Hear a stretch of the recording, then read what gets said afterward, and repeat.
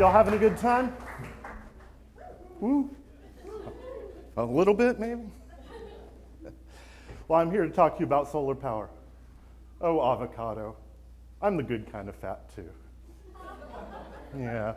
I'm not here to sell you solar panels. I'm here because I need your help to change something that's very, very big. And the trouble is, with all the things that we've added in the past 10 years, wind, solar, geothermal, that's that little slice of this pie still. Even if we tripled, quadrupled what we have already in renewables, it's nowhere near what we've got in natural gas. Okay, if you have trouble with numbers, go get a glass of wine, come back in 5 minutes. I'm gonna hit you with some serious math. And the first one, okay, America, carbon dioxide is going up, temperatures are going up. It's really happening. And even though US emissions, in blue on the bottom, are flat, the rest of the world is going up. Hooray! That is fantastic news, because that means that the developing world is getting the energy that they need. Study after study shows that when the third world starts developing energy, fertility rates plummet, and that's something we have to do. So we have to get all these countries that are light blue and brown, we have to get them turned dark blue and red, get the energy to them.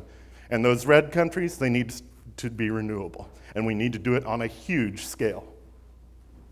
I gotta do it, man. I gotta talk money.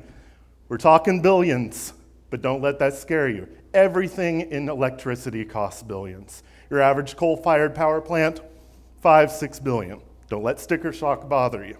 A fellow in Israel realized, if I built a tower half a mile tall, spray seawater through the top of it, it's gonna float to the bottom. I'm going to get an enormous amount of electricity rushing through these towers at the bottom.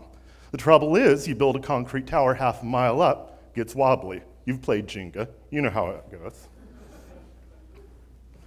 So we've got to find a different way to do that. By contrast to a concrete tower, a geodesic dome, whether it's in a playground on 23rd Street, or the one they drew up on the books to cover Midtown Manhattan, would have been great, trust me, is inherently stable. Each member supports each other. Very lightweight, very affordable way to build things. Right now, the tallest building in the world is Burj Khalifa in the UAE, about 800 meters tall. Gets thinner at the top. We've gone about as far as we can go.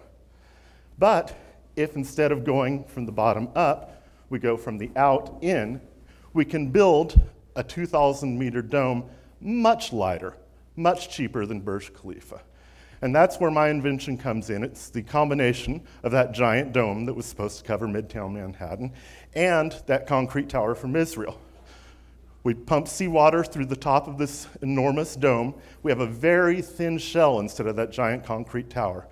That hot desert air rushes in, cold air rushes through wind turbines through the green, and we create 18 gigawatts of power. That's enough to power Oklahoma, Kansas, and Missouri on an average day.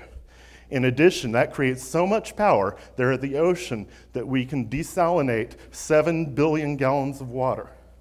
Now, we're doing this in the desert.